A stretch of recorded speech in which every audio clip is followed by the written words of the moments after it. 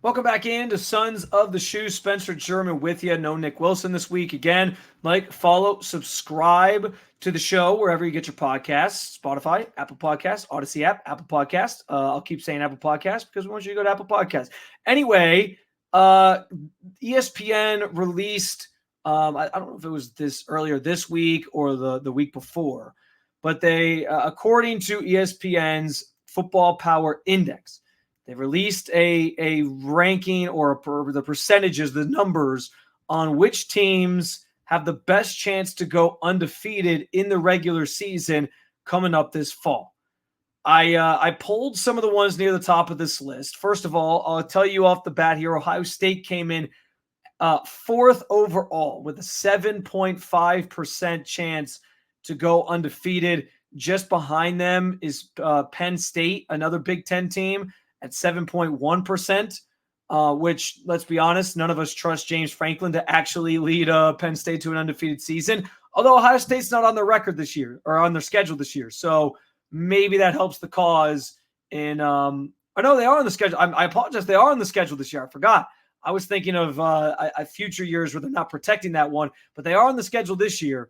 And so with that in mind, I don't think any of us have any faith that James Franklin is actually going to lead Penn State to an undefeated season, because that guy just crumbles in crunch time all the time. But regardless, Ohio State is just above them at 7.5% chance to go undefeated. You can probably guess at least one of the other teams that's ahead of them. In Georgia, 10.8% chance to go undefeated in the SEC. First time the SEC won't have Nick Saban in it, and obviously a long, long time. And then the two top teams with the best percentage chance to go undefeated next season. Second overall, another Big Ten team, like I mentioned, 3 in the top 5. Oregon with a 15.7% chance to go undefeated, and Notre Dame just a tick ahead of them, 15.8% chance to go undefeated. And so I pulled up all these schedules to kind of look through it and sort through this. I'm going to save Notre Dame for last here, because Notre Dame, if they don't go undefeated, it honestly might be like you might have Notre Dame fans, and I don't really have a finger on the pulse of how Notre Dame fans already feel up there in terms of how they feel about Marcus Freeman, but if they don't go undefeated with the schedule that they have, you might get the torches and pitchforks out, because I think people are going to be pretty livid that they don't coast through the schedule. So we'll get to Notre Dame here in a second, but I want to start with Oregon, because Oregon is obviously a direct competition with Ohio State in the Big Ten to try to win the conference, and they do appear on each other's schedule this year. October 12th, they will play in Oregon, so that's a tough road game for Ohio State, which is why I'm guessing they probably like Oregon to go undefeated even more so than Ohio State. And this is a pretty big margin. I mean, Ohio State 7.5% versus Oregon 15.7%. It's a pretty big gap. And I'm guessing a lot of that just has to do with the fact that they get Ohio State at home. Like if they were going to Ohio State, it might be a different story, but you're getting Ohio State at home, and that obviously plays into your hand. But around that, you have Idaho to open the season. Okay. Boise State, again, whatever. Oregon State, they get a chance to play the rivalry game this year, and that can always be a fluky game. I don't think Oregon State is expected to be as good as obviously previous years, but Oregon State can always pull one over on Oregon. It's kind of the nature of some of these rivalries, even in the Pac-12 that you're losing, because you get these great matchups that sometimes throw the records out the window. Nothing matters. I mean, 2 years ago in 2022, Oregon State beat Oregon 38-34. Now last year, Oregon blew them out 31-7. And so I think they're sort of banking on the dominance being there, but generally those two teams can sometimes play a close game. So that's maybe the first game where you're like, okay, that could be a tougher test. You get UCLA at UCLA. By the way, the Oregon State game also on the road. They start the season 2 home games, then they're on the road for 2. Then they're back home to host Michigan State October 4th. Then Ohio State comes to town October 12th. That game's going to be a challenge. That's going to be one of the biggest in the on the schedule for both these teams, Ohio State and Oregon. Then you get Purdue in Purdue, which here's what I'll say about that game.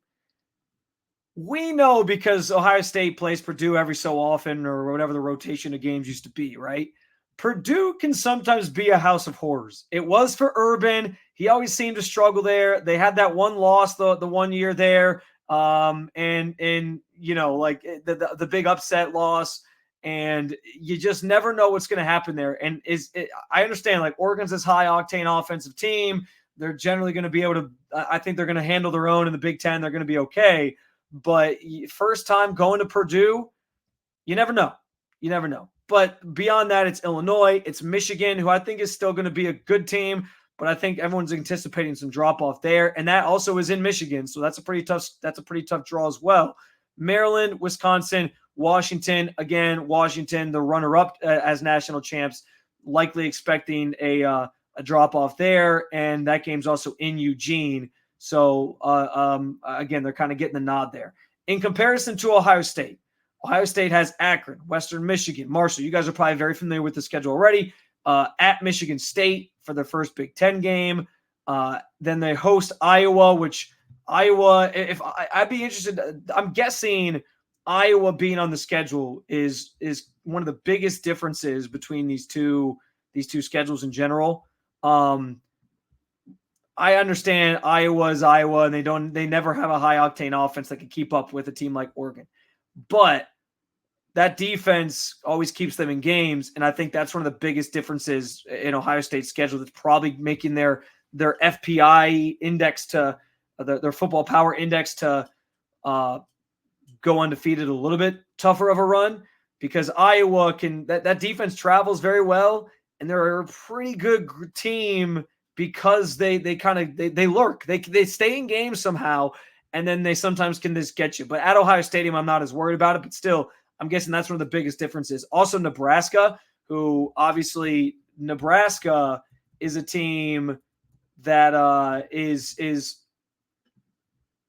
they, under Matt Rule, are trending in a direction towards trying to get back to being a powerhouse. We know Dylan Raiola's going there. We know they're trying to build something, and Matt Rule is considered one of the better recruiters in college football. So that game, a little bit intriguing. And then you follow that up, you're at Penn State. I'm guessing that'll end up being like a whiteout game. The time is TBD, but that's obviously a massive matchup. I know we don't trust James Franklin, but that stretch makes it a little bit tougher as well. Oregon doesn't see Penn State. Then you play Purdue. So both these teams play Purdue. You're at Northwestern. You're home against Indiana, and you're home against Michigan to round out the season. So I think it's pretty obvious why Oregon is considered to have an easier path to going undefeated in the regular season. I think that's probably fair in terms of how they kind of fell, and they're assuming that Oregon's going to come over to the Big Ten and have a pretty easy transition and be able to do some things. But like I said, I'm curious because some of those tough matchups, like I know they're not on the schedule this year, but when Oregon plays Iowa one day in Iowa, is it going to be the cakewalk that we think it is just because it's Oregon and Dan Lanning and all these different things? Because sometimes they can get you. And in the same way that I think sometimes Purdue can surprise you. Now, I don't think Purdue is going to be good enough next year to beat either Ohio State or Oregon, but I do think that game obviously plays a role in the schedule difference. The tough, as I break down Ohio State's schedule, I don't mean to make this like a schedule game thing, but really that stretch from the Iowa game on October 5th to the Penn State game on November 2nd, there's like a month-long stretch there. They have a bye in between Oregon and Nebraska, where that's like the toughest part of the schedule. How Ohio State gets through that, and we know Michigan's always lurking at the end of the season, of course, but how Ohio State gets through that stretch of the season from early October to early November is going to tell us a lot about who they are as a team, whether or not they have a legitimate chance to win the national championship, and be the true kind of test for the dominance that we expect from them and if they're going to be able to do it. So that Oregon game is a big one. And it kind of runs from there after the Iowa game, the Oregon game, Nebraska, Penn State, where you'll start to really find out what this team is and who they're about. And then you get Michigan to kind of finish it off. So Ohio State, when you look at this thing, they do have a tough schedule next year, even though they only face one of the new teams joining the Big Ten from the Pac-12 in Oregon, and that makes it tougher because Oregon isn't supposed to have this severe drop-off in the same way that, say, Washington is. So I think it's probably fair that Oregon is where they are in this FPI ranking, and where Ohio State is where they are. My other question in this, guys, and I think this is interesting because we know the playoff has changed. We know more teams are getting in. But Ohio State, like, the expectations are sky high from me, from you, as fans of this team, as the student. Anybody who goes to Ohio State, you're going largely because you care about this football team. You know the football team. You want to support the group. You're expecting big things from them. And the expectations are always sky high about, like, hey, national championship or bust. And we already talked to Tyvis Powell a couple episodes ago, or the last episode. He said, like, that's coming from within the program. It's not just an outside thing. It's not just the talking heads and the radio thing. The inside the program, they are saying it's championship or bust.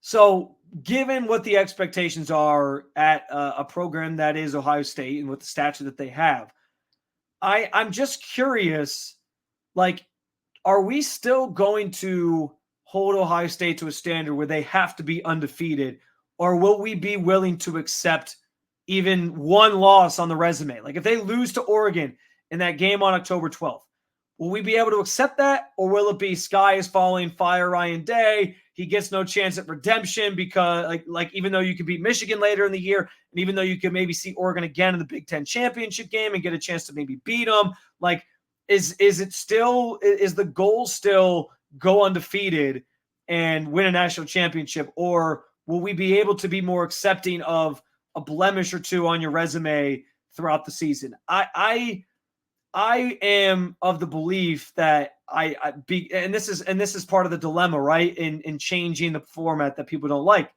It used to be that every game felt like it mattered so much, right? And so this upsets people.